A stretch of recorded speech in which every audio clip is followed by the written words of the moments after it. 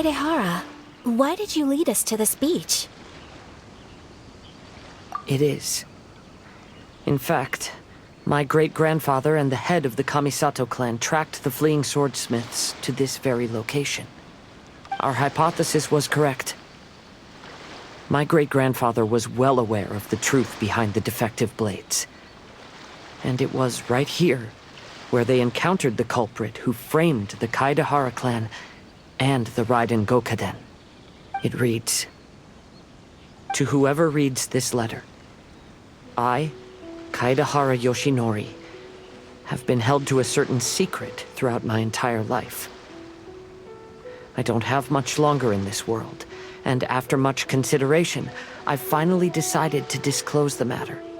All those years ago, when I was pursuing the swordsmiths alongside Commissioner Kamisato of the Yashiro Commission, I was not injured by one of the fleeing smiths. Rather, it was night, and after the clues led us down to shore, I waited for the culprits to show themselves. However, there were no swordsmiths in sight, only a single eccentric stranger. This stranger claimed to be the one behind the failed forgings, and said that he had been patiently waiting for us. He then threatened to destroy the Raiden Gokaden. That person was of able body, and in a blink of an eye, myself and the accompanying samurai had been defeated. Commissioner Kamisato was severely wounded, and I barely escaped death myself. My hat had fortunately blunted a blow to my head. The unusual stranger could have easily claimed my life at that moment.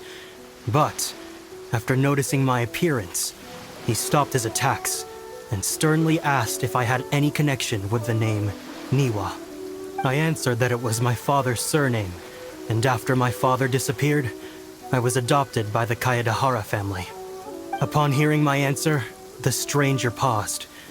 After a long silence, he suddenly said, "Tell her this. My name is Kunikuzushi." He then turned and left.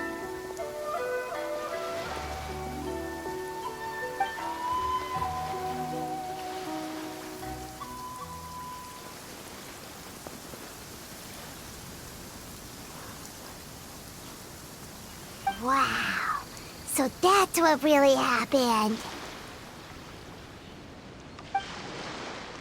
Yes. My great-grandfather and the head of the Kamisato clan escaped from death and learned that the forging diagram had been tampered with by Kunikuzushi. However, due to the encounter, the head of the Kamisato clan was worried that my great-grandfather would be falsely accused of being involved with the perpetrator. So even on his deathbed, the master of the Kamisato clan cautioned my great-grandfather to never speak of what happened, because the perpetrator said he would destroy the Raiden Gokaden. My great-grandfather worried that the perpetrator would still return for vengeance. So, to protect his loved ones, he closed the family business. He said, "As the leader of the Kaedehara clan, I am deeply ashamed to witness the decline of the Isshin art. But as a father, it is my priority to ensure the safety of my children and grandchildren." Yes, that's right. If my grandpa had somehow discovered the secret behind the tampered diagram all those years ago, perhaps my great-grandfather would have told him the truth. Unfortunately, he failed to catch any of the hints in my great-grandfather's words. Miss Kamisato, it appears you were unaware of the happenings that my great-grandfather described here. What are your thoughts? I suppose the reason the head of the Kamisato house never spoke of this to the family was due to similar safety concerns.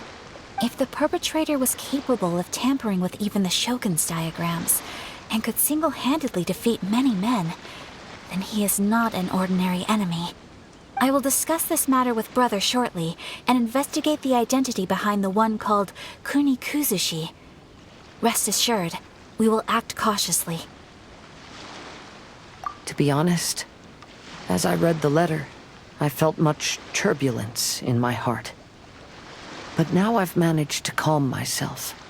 My great-grandfather said in the letter that he did not wish his descendants to blindly seek revenge and be deceived by things of the past. Though he was in a tight situation when he wrote these words, I feel like they are still valid nonetheless. I think what's most important for each person is not the past, but the present.